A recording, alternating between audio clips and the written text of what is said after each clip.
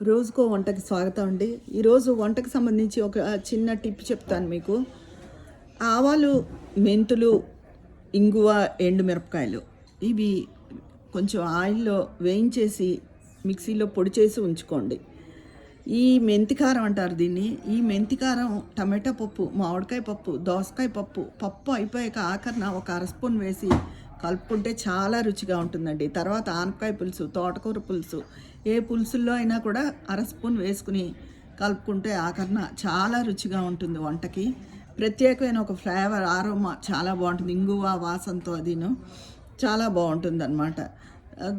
దీంతో నారింజకాయలు కానీ నిమ్మకాయ కానీ పిండి ఇదే మెంతి కారం కాస్త ఎక్కువ చేసుకుని కాస్త ఉప్పు వేసుకుని అవి పిండుకున్న నిమ్మకాయ కారం, నారింజకాయ కారంలా చాలా రుచిగా ఉంటాయి.